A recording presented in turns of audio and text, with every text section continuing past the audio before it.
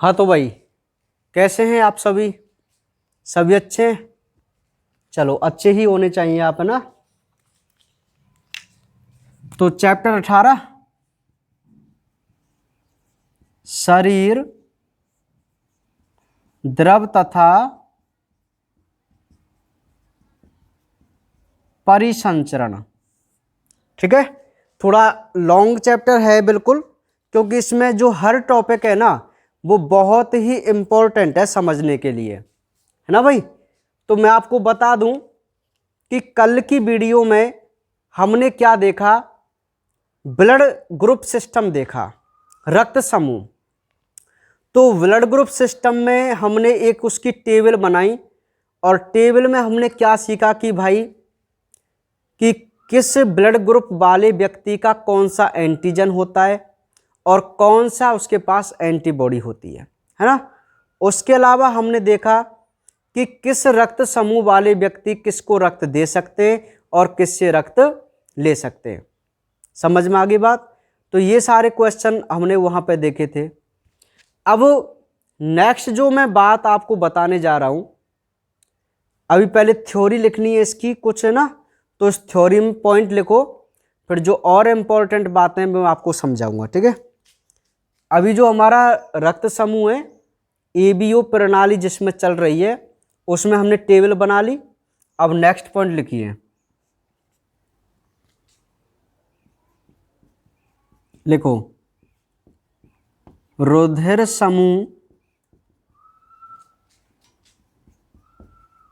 AB वाले व्यक्ति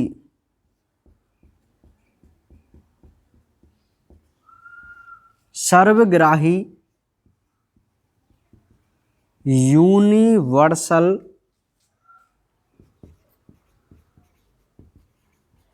receiver होते हैं, क्योंकि इनके पास कोई एंटीबॉडी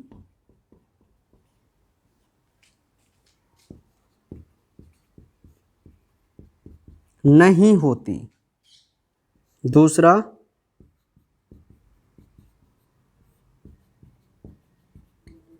रुधिर समूह ओ वाले व्यक्ति सर्वदाता, जिसको मैं यूनिवर्सल डोनर, सर्वदाता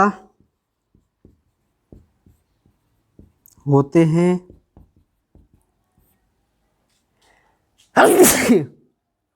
क्योंकि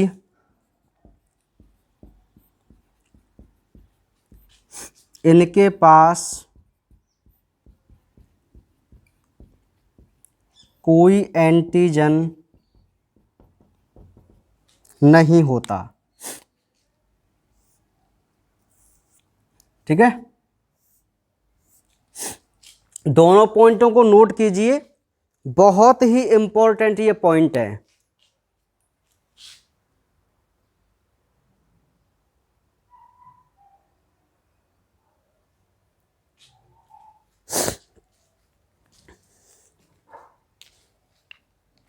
दोनों ही पॉइंट बहुत इंपॉर्टेंट है और अपने आप में क्वेश्चन है। लिख लीजिए पहले, फिर इसको मैं समझाऊंगा आपको, या फिर एक, चलो मैं बाद में बता दूंगा, पहले इनको लिख लीजिए आप।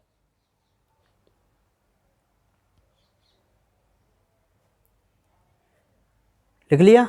सुनिए, देखो कई बार क्वेश्चन अब आ जाता है कि भाई कौन से व्यक्ति सर्वग्राही होते हैं और कौन से व्यक्ति सर्वदाता होते हैं। ठीक है, तो मोस्टली मैं आपको बता देना चाहता हूं कि भाई AB ब्लड ग्रुप वाले जो व्यक्ति होते हैं, AB ब्लड ग्रुप वाले जो व्यक्ति होते हैं वो सर्वग्राही होते हैं। अर्थात जिन व्यक्तियों का रक्त समूह AB होता है वो हर किसी से रक्त ले सकते हैं। रीजन क्या है? क्योंकि उनके पास कोई भी एंटीबॉडी नहीं होती। है ना। और मैंने आपको कल बताया था कि जो ए बी ब्लड ग्रुप हैं, यदि आप इनको ग्राही बना दें तो ग्राही की क्या देखी जाती है, एंटीबॉडी, और एंटीबॉडी इनके पास कोई भी नहीं होती, इसलिए किसी भी ब्लड ग्रुप के एंटीजन से इनका मेल नहीं होता। और मैंने नियम में कहा था कि एंटीजन और एंटीबॉडी का आपस में मेल है तो वह उसको रक्त नहीं देगा, और मेल नहीं है तो वह उसको रक्त आसानी से दे देगा। ये नियम मैंने आपको कल बताया था, ठीक है। तो आप इस चीज को याद रखेंगे कि ए बी वाले व्यक्ति सर्वग्राही क्यों होते हैं, क्योंकि उनके पास किसी भी प्रकार की एंटीबॉडी नहीं होती। दूसरी बात कि जो ओ वाले व्यक्ति हैं वो सर्वदाता क्यों हैं, उनको हम यूनिवर्सल डोनर बोलते हैं। रीजन, इनके पास कोई एंटीजन नहीं होता।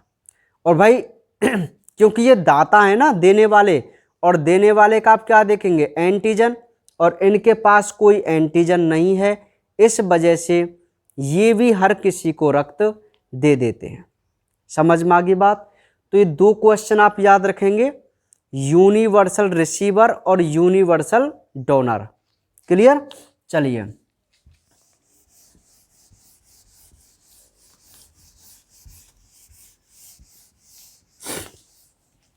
नेक्स्ट है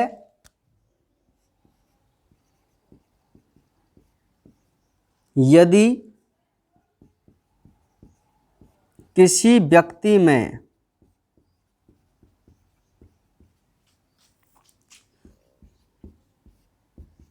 उससे भिन्न व्यक्ति का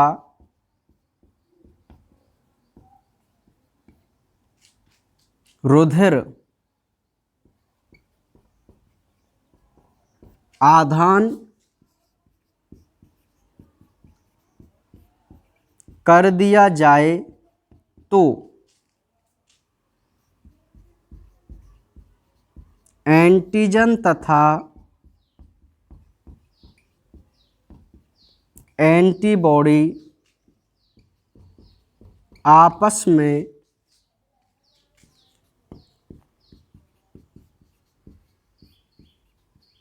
चिपक जाते हैं। इस क्रिया को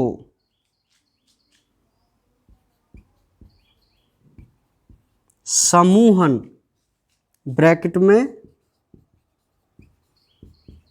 एग्लूटिनेशन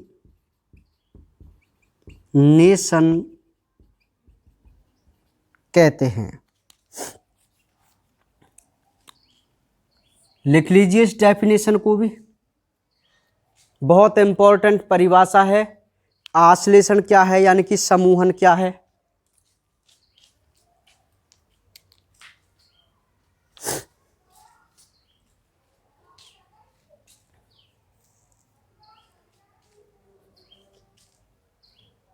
लिख ली। सुनिए, कई बार जैसे एक नंबर का क्वेश्चन आ जाए कि भाई एग्लूटिनेशन क्या है, आश्लेषण क्या है, या समूहन क्या है, तो मैं आपको एक बात बता देना चाहता हूं कि आखिर हमें ब्लड ग्रुप को पढ़ने की क्यों आवश्यकता है ना, मतलब इनकी खोज करने की क्यों आवश्यकता पड़ी। तो पहले क्या होता था, जैसे हम बिना जाने ही किसी भी व्यक्ति में किसी का भी रक्त चढ़ा देते थे और उसकी मृत्यु हो जाती थी, है ना। अब वो कैसे होती थी मैं बता दूं। जैसे मान लीजिए किसी भी व्यक्ति में आप उससे भिन्न व्यक्ति का रुधिर आधान, ब्लड ट्रांसफ्यूजन आपने चैप्टर नंबर 4 में पढ़ा है 10th क्लास में, रक्ताधान पढ़ा है ना, आप जानते हैं सभी को, है ना। तो यदि हम भिन्न व्यक्ति का रुधिर उसमें चढ़ा दें, मतलब जैसे मेरा ब्लड ग्रुप ए है और मुझ में ए बी वाले व्यक्ति का, अब भिन्न का मतलब ये मत समझो कि ओ वाला व्यक्ति भिन्न है, भाई ओ तो हमें दे सकता है, उसकी बात नहीं कर रहा मैं उसकी बात कर रहा हूं जो आपको रक्त नहीं दे और उसका रक्त यदि हमें चढ़ा दिया जाए तो। जैसे मेरा ब्लड ग्रुप ए है तो ए बी वाला व्यक्ति मुझे रक्त नहीं देगा, ए बी या बी वाला, 2 नहीं देंगे ना। तो मैंने क्या किया कि बी ब्लड ग्रुप वाले व्यक्ति का रक्त मैंने अपने अंदर चढ़वा लिया, है ना। तो पता है क्या होगा, मेरा एंटीजन क्या है, ए, उसका एंटीबॉडी क्या है, ए, कौन की, बी ब्लड ग्रुप वाले की, है ना। तो मेरा एंटीजन और उसकी एंटीबॉडी आपस में मेरी बॉडी के अंदर क्या है, चिपक जाएंगी, क्योंकि दोनों समान है, चिपक जाएंगी। तो आरबीसी ही चिपकेंगी, क्योंकि आरबीसी के ऊपर ये होता है एंटीजन। तो चिपकने से क्या होगा, वो आरबीसी है वो नष्ट हो जाएंगी और मेरी क्या हो जाएगी, फिर मृत्यु हो जाएगी। समझ में आ रही बात। हाँ, तो एंटीजन और एंटीबॉडी के आपस में चिपकने की क्रिया को हम क्या बोलते हैं, समूहन या एग्लूटिनेशन बोलते हैं। क्या बोलते हैं, एग्लूटिनेशन बोलते हैं। तो आपको ये डेफिनेशन समझ में आ गई एग्लूटिनेशन की, ठीक है। चलिए, तो ये हमारा कंप्लीट है ईवीयू सिस्टम, ब्लड ग्रुप का ईवीयू सिस्टम। और मैंने आपसे कह दिया है कि आप इनको ज़्यादा डीपली समझने के लिए मेरी प्रीवियस वीडियो आप देखना, उसमें मैंने पूरी चीज़ डिटेल में आपको समझा रखी है, ठीक है। हाँ, और यदि आपको फिर भी कोई दिक्कत आए तो आप मेरे से पूछ सकते हैं, है ना। चलिए, अब नेक्स्ट हेडिंग लगाइए इसमें, RH समूह। हेडिंग लगाइए RH समूह, ठीक है। तो लिखिए, सन 1940 में लैंडस्टीनर व वीनर ने मकाकारीसस नाम के बंदर की आरबीसी पर एक अन्य प्रतिजन खोजा जिसे RH प्रतिजन नाम दिया गया, ठीक है। मकाकारीसस, एक बार मैं थ्योरी लिख देता हूं, फिर उसके बाद हम इसको डिटेल में समझेंगे। RH प्रतिजन नाम दिया गया। नेक्स्ट पॉइंट,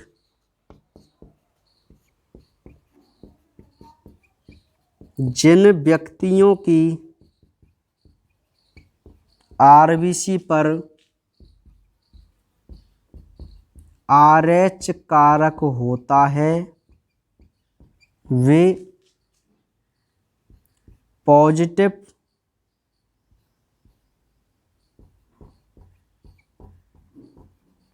रक्त समूह वाले तथा जिनकी आरबीसी पर नहीं होता वे नेगेटिव रक्त समूह वाले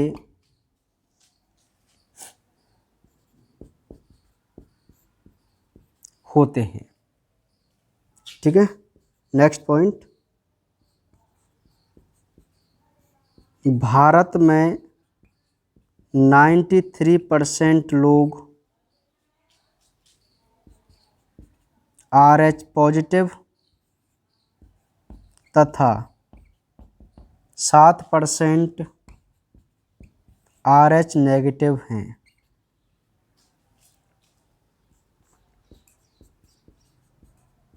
विश्व में 85% RH पॉजिटिव तथा 15% RH नेगेटिव। एक बार नोट कर लीजिए, फिर मैं आपको इसको पूरे सिस्टम को समझाऊंगा। नोट कीजिए पहले,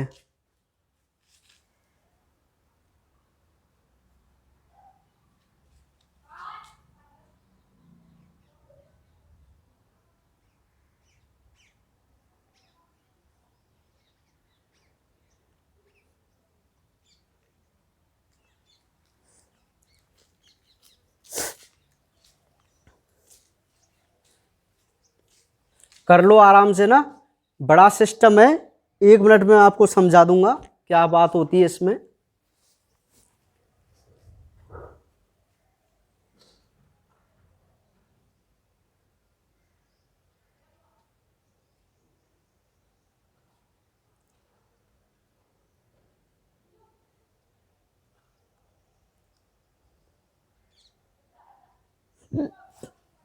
लिख लिए सभी ने?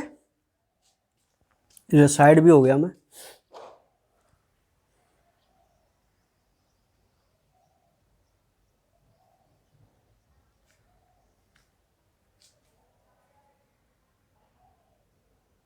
चलिए सुनिए, अब देखिए भाई, मैं आपको बता दूं कि सन 1901 में लैंडस्टीनर नाम के वैज्ञानिक ने रक्त समूह की खोज की थी रक्त समूह की, और मनुष्य में 4 प्रकार के रक्त समूह का निर्धारण किया गया।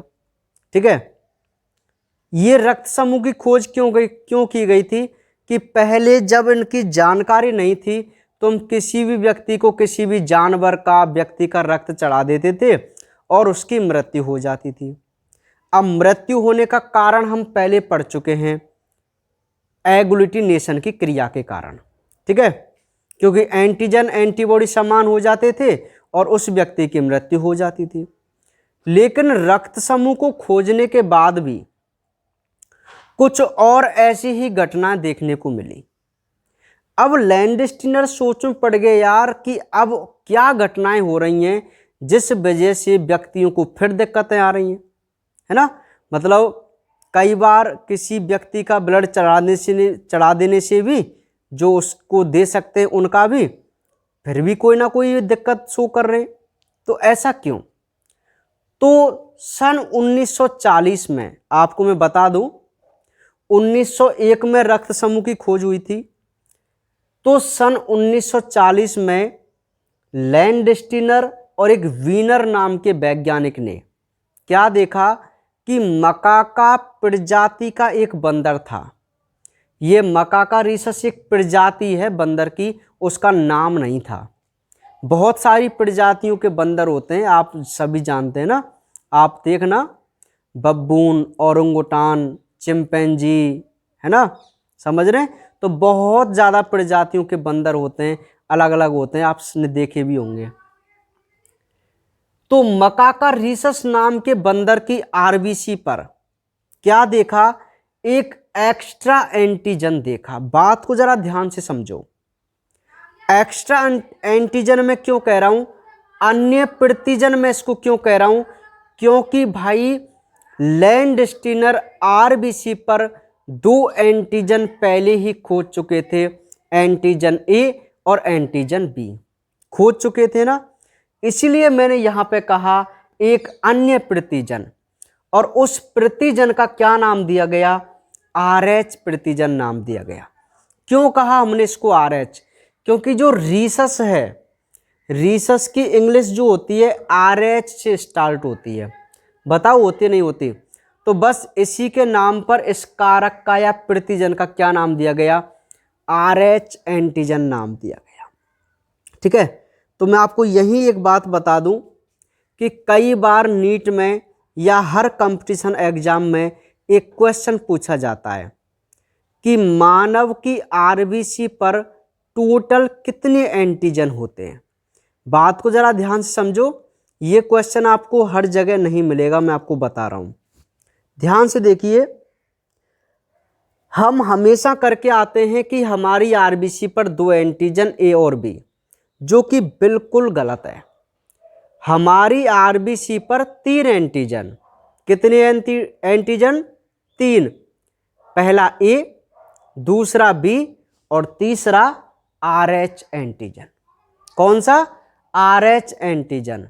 तो आपको मेरी बात समझ में आ गई RH कारक के बारे में, जिसको हम RH फैक्टर बोल के चलेंगे। RH ग्रुप या RH फैक्टर, इसका इंग्लिश आप कर लेंगे ना, मैं भूल गया था। मतलब RH कारक है, तो मैं इसको RH फैक्टर बोल सकता हूँ। सिंपल इंग्लिश है, इसलिए मैंने ज़्यादा ध्यान नहीं दिया है ना, समझ रहे। चलिए, तो RH प्रतिजन दिया गया तो टोटल एंटीजन हमारी आरबीसी पर कितने हुए, 3 एंटीजन हुए। ये जो क्वेश्चन है वो नीट के पॉइंट ऑफ व्यू से बहुत इंपॉर्टेंट क्वेश्चन है, ठीक है। तो इसलिए मैं आपसे कहता हूं कि जब भी मैं समझाऊंगा आपको तो मैं हर माइनर डीपली से डीपली पॉइंट को आपको समझाता हुआ चलूंगा।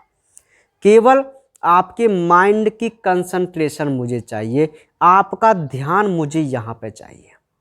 क्लियर? हाँ, जो बच्चा ध्यान देगा वो तो सारे क्वेश्चन यहां से समझ के जाएगा, और जो नहीं ध्यान देगा वो कुछ भी समझ के नहीं जाएगा, ठीक है। तो अब यहां से एक क्वेश्चन और आपको पता चल गया ना कि मानव की आरबीसी पर टोटल एंटीजन कितने, 3 एंटीजन। 2 तो पहले ही खोजे जा चुके थे और एक 1940 में खोजा गया था, ठीक है भाई। अच्छा, नेक्स्ट पॉइंट।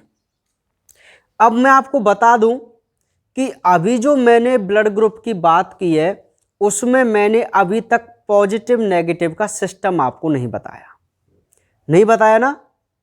नहीं बताया ना कि भाई आपने पढ़ा तो है कि हमारे जो रक्त होते हैं, रक्त समूह होते हैं, वो सर पॉजिटिव और नेगेटिव भी होते हैं, है ना, कि ए नेगेटिव है, किसी का बी नेगेटिव है ना, ऐसे होते हैं।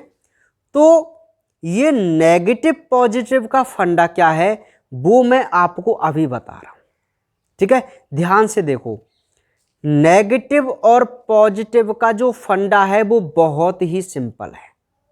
क्या? लैंडस्टीनर ने कहा कि जिन व्यक्तियों की आरबीसी पर RH कारक प्रेजेंट होगा, RH कारक, तो वो कहलाएंगे पॉजिटिव रक्त समूह वाले, और जिन व्यक्तियों की आरबीसी पर RH कारक नहीं होगा वो कहलाएंगे नेगेटिव रक्त समूह वाले। कितनी सिंपल सी बात है, कितनी सिंपल सी बात है कि पॉजिटिव ब्लड ग्रुप वाले तो व्यक्ति हैं जिनकी आरबीसी पर RH कारक है, और नेगेटिव वो व्यक्ति हैं जिनकी आरबीसी पर RH कारक नहीं है। तो बस यही पॉजिटिव नेगेटिव का सिस्टम है ना। इसके अलावा RH कारक के अलावा उस व्यक्ति की आरबीसी पर एंटीजन ए, एंटीजन बी या दोनों एंटीजन भी एक साथ हो सकते हैं, है ना, या किसी व्यक्ति की आरबीसी पर तीनों एंटीजन भी एक साथ हो सकते हैं। मैं आपको बताऊंगा अभी, ठीक है भाई। ये बात आपको समझ में आ गई पॉजिटिव नेगेटिव की। एक सिंपल सी बात अपने माइंड में रखो, जैसे मेरा ब्लड ग्रुप बी पॉजिटिव है, बात समझो। एग्जाम्पल लेते हैं, मेरा ब्लड ग्रुप बी पॉजिटिव है तो मेरी आरबीसी पर कौन कौन से एंटीजन हुए। आप सोचेंगे सर आपका ब्लड ग्रुप बी है, तो आपने बताया था कि जो हमारा ब्लड ग्रुप होता है वही हमारा एंटीजन, तो ब्लड ग्रुप क्या है बी, एंटीजन क्या होगा बी, और पॉजिटिव हो रहा है सर, तो पॉजिटिव तो वो होते हैं जिनकी आरबीसी पर RH भी हो, तो सर आपकी आरबीसी पर एक तो बी एंटीजन है और एक RH एंटीजन है। सिंपल सी बात, समझ में आ गई बात। अब मैं बोलूं कि भाई ललाओ मेरा blood group A B positive है, अब बताओ एंटीजन, तो आप बोलेंगे सर ए बी, तो ए और बी दोनों एंटीजन है सर आपके पास, और RH भी है, तो सर तीनों ही एंटीजन आपकी आरबीसी पर मौजूद है। इसी वजह से आपका जो ब्लड ग्रुप है वो ए बी पॉजिटिव है। क्लियर? अब मैं कहूँ नेगेटिव है ए बी, तो आप बोलेंगे सर आपकी आरबीसी पे ना RH कारक नहीं है। क्या नहीं है? RH कारक नहीं है, केवल एंटीजन ए और एंटीजन बी हैं। तो यार ये हो गई सिंपल सी बात, है ना। तो ऐसे हम आराम से बता सकते हैं। समझ में आ गया सिस्टम, ठीक है। नेक्स्ट, भारत में टोटल 93% जो लोग हैं उनका ब्लड ग्रुप RH पॉजिटिव है, और मात्र 7% लोगों का ब्लड ग्रुप कैसा है? नेगेटिव है। तो हम कह सकते हैं कि अधिकतर जो भारत देश में लोग मिलते हैं वो पॉजिटिव रक्त समूह वाले मिलते हैं। पूरे संसार की मैं बात करूं, विश्व की मैं बात करूं, तो 85% लोग RH पॉजिटिव और मात्र 15% लोग कैसे हैं? RH नेगेटिव है। ये पूरे संसार की बात है, ठीक है। तो ये पॉइंट आपको थोड़े बहुत समझ में आए RH कारक के बारे में, है ना। पहले पॉइंट में RH कारक की खोज है, दूसरे पॉइंट में पॉजिटिव नेगेटिव को लेकर है, और तीसरे चौथे में इनके डेटा हैं, है ना। तो ये बहुत सिंपल से पॉइंट हमने यहां पे पढ़ के देखे।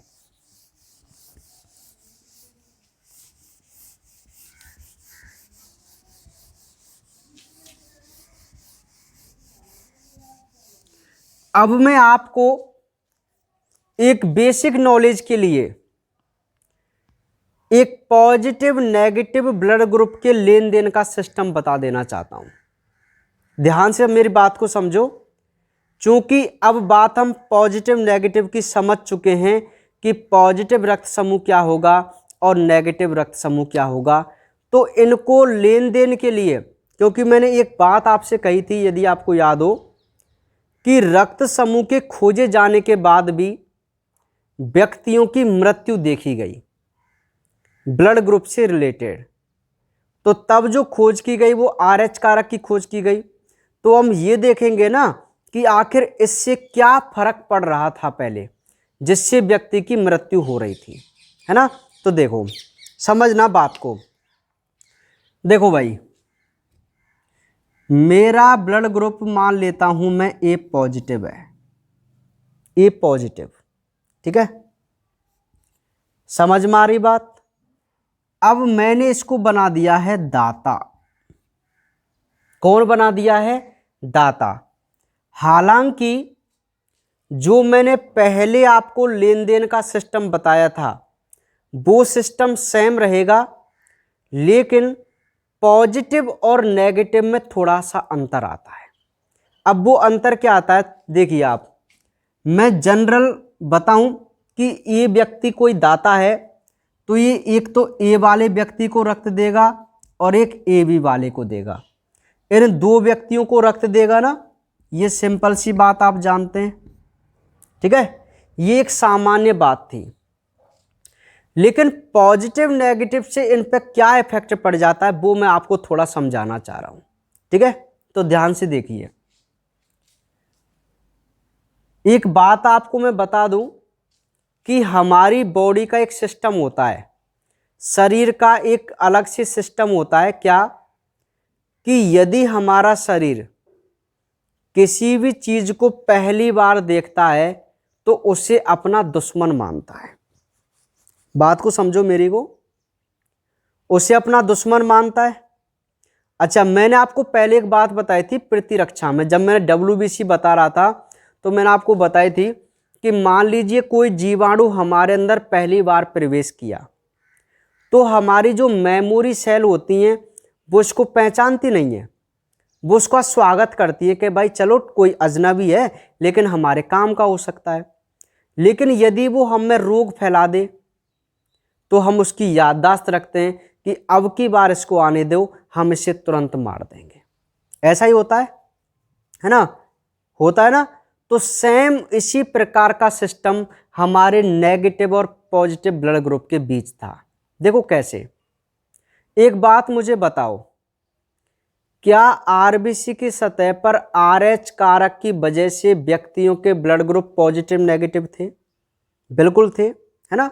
अब देखो, सपोज कीजिए किसी व्यक्ति का ब्लड ग्रुप नेगेटिव है, नेगेटिव, तो नेगेटिव से आप क्या समझेंगे कि उसकी RBC पर RH कारक नहीं है, बिल्कुल समझेंगे। अब एक बात मुझे बताओ, यदि आप RH कारक उसकी बॉडी के अंदर प्रवेश करा दें तो क्या RH कारक को उसका शरीर पहली बार देखेगा? बताओ आप मेरी बात को। बिल्कुल फर्स्ट टाइम देखेगा। तो बस होगा क्या कि फर्स्ट टाइम तो वो उसको पहचान नहीं पाएगा और उससे ये बोलेगा कि यार तू आ गया है लेकिन तू मेरे लिए अब खतरनाक है क्योंकि मैंने तुझे कभी भी नहीं देखा। तो वो क्या करेगा, उसके खिलाफ एंटीबॉडी बना लेगा, प्रतिरक्षी, उसको मारने के लिए कि अगली बार तू आएगा ना तो मैं तुझे मार दूंगा। क्लियर? तो पहली बार जब कोई अपोजिट ब्लड ग्रुप उस व्यक्ति के शरीर में आया, या मैं कहूँ RH कारक आया, तो उसने क्या किया, उसके खिलाफ दुश्मन वो सेना तैयार कर ली। ठीक है। यदि आप दूसरी बार भी पॉजिटिव वाला रक्त ही नेगेटिव को दें, देखो ये दाता है और ये दाता है पॉजिटिव, कैसा है, पॉजिटिव, और ये गिराई है नेगेटिव, ए नेगेटिव, सिंपल। अब वैसे तो आप सोचेंगे सर ए वाला व्यक्ति है, ए को आराम से रक्त दे देगा, मैंने कहा भाई बिल्कुल सही है, लेकिन ये पॉजिटिव रक्त समूह वाला है और ये लेने वाला नेगेटिव है। तो एक बात मुझे बताओ, ये पॉजिटिव इसलिए है क्योंकि इसके पास RH कारक है ना, ये नेगेटिव इसलिए क्योंकि इसके पास RH कारक नहीं है। तो आपने क्या किया, पहली बार जब इसको रक्त दिया, मतलब RH पॉजिटिव वाले व्यक्ति का RH नेगेटिव को रक्त दिया, तो एक बात आप मुझे बताओ, क्या इसके शरीर ने कभी RH कारक को देखा है, कभी नहीं देखा। ठीक है। तो इसका प्रतिरक्षा तंत्र क्या करेगा, इस RH के खिलाफ एंटीबॉडी बना लेगा। पहली बार, एक बार हमने इस व्यक्ति का रक्त दे दिया इसको, इसके अंदर कोई घटना नहीं होगी, इसकी मृत्यु नहीं होगी। क्यों? क्योंकि इसने अभी पहली एंटीबॉडी बनाई है। ठीक है।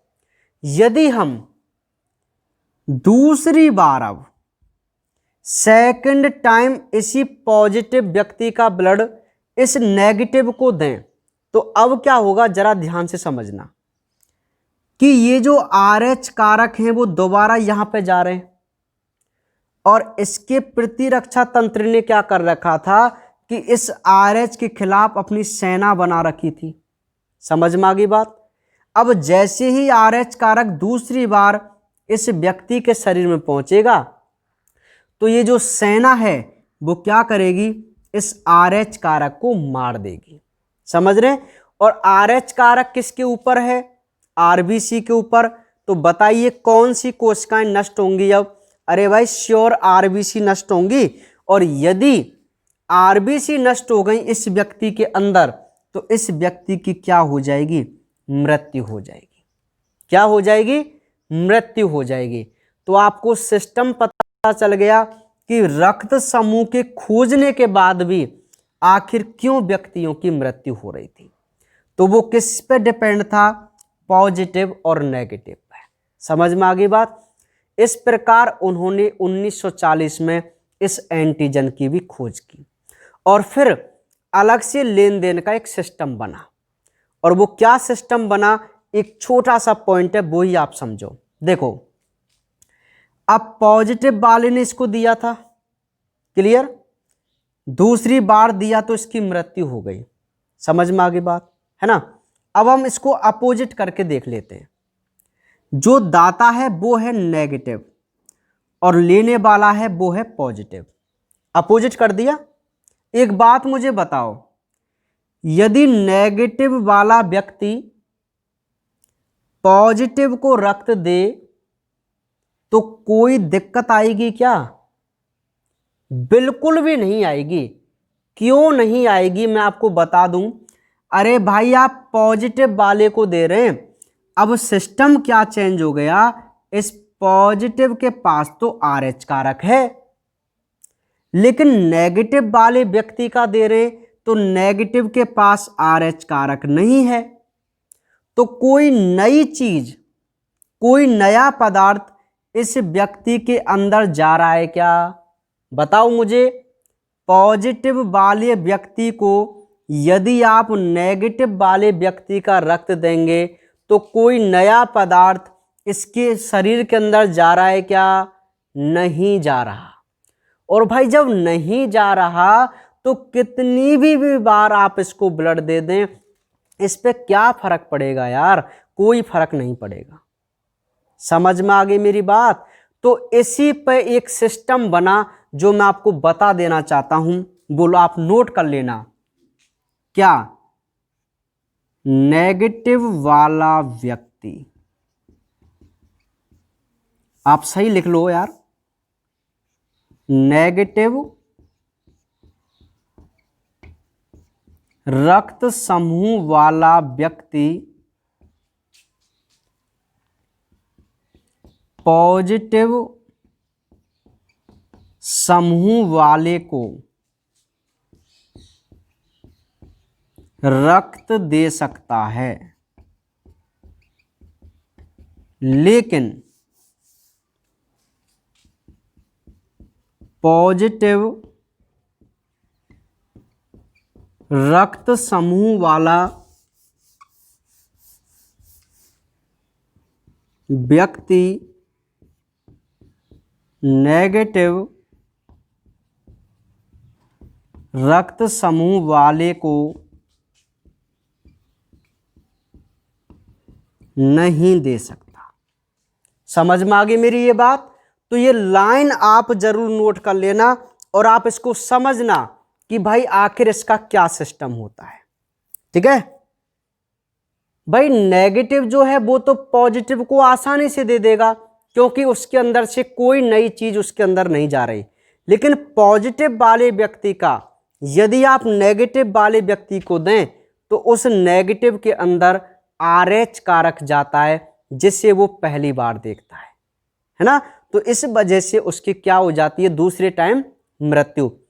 पहली बार देने से कुछ नहीं होगा, केवल एंटीबॉडी बनेंगे, लेकिन दूसरी बार यदि आप उससे वही रक्त देंगे तो उस व्यक्ति की क्या हो जाएगी, मृत्यु हो जाएगी, है ना। तो ये सिस्टम आपको समझ में आ गया कि आखिर पॉजिटिव नेगेटिव का भी क्या इफेक्ट पड़ता है रक्त के लेन देन पर। तो बहुत बड़ा इफेक्ट पड़ता है भाई, है ना, समझ रहे। तो मैं आपको एक जनरल बात बता दूं। अब जैसे आप उस टेबल को देखेंगे लेन देन वाली को, कि जैसे ए वाला व्यक्ति है तो ए और ए बी को दे सकता है ना, लेकिन पॉजिटिव और नेगेटिव की मैं बात करूं ना तो देखो, जैसे ए पॉजिटिव है और ये देने की बात करें तो केवल ए पॉजिटिव को देगा और ए बी पॉजिटिव को देगा। समझ में आ रही बात? यदि ए बी नेगेटिव है, अब आप मुझे बात बताओ, ए बी नेगेटिव, वैसे ए बी ब्लड ग्रुप सर्वग्राही है ना, लेकिन जो नेगेटिव ए बी वाले होते हैं ना वो कभी भी पॉजिटिव से रक्त नहीं लेंगे। समझ रहे हैं? हाँ, केवल पॉजिटिव वाला ही ले सकता है। अब ए पॉजिटिव ने इसको दिया, इनको दे सकता है ना। अब जो ए नेगेटिव है वो किसको देगा, ए पॉजिटिव को भी देगा, ए नेगेटिव को भी देगा, ए बी पॉजिटिव को भी देगा, ए बी नेगेटिव को भी देगा, है ना। तो देखो कितना अंतर आ गया। तो लेने की मैं बात करूं तो देखो, ये पॉजिटिव इससे ले सकता है, नेगेटिव किससे लेगा, केवल ए नेगेटिव से और ओ नेगेटिव से। अरे भाई ओ सर्वदाता है ना, तो ओ नेगेटिव ही ए नेगेटिव को रक्त देगा, ओ पॉजिटिव इसको रक्त नहीं देगा, ए नेगेटिव वाले व्यक्ति को। समझ रहे हैं? तो ये सिस्टम होता है पॉजिटिव नेगेटिव के लेन देन का। मैं आशा करता हूं कि आपको मेरी बात समझ में आ गई होगी।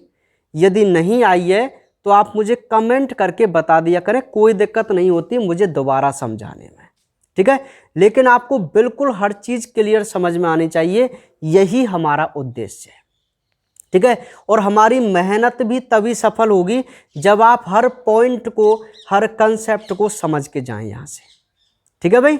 हाँ, तो ये पॉजिटिव नेगेटिव का सिस्टम आपको हल्का सा समझ में आ गया कि क्या इनके लेन देन का सिस्टम होता है, ठीक है। तो आज के लिए केवल हम इतना ही पढ़ेंगे, बाकी बातें करेंगे कल, ठीक है। तो एक बार आप इसकी टेबल को जरूर देखना और पॉजिटिव नेगेटिव का पूरा सिस्टम भी समझना, ठीक है।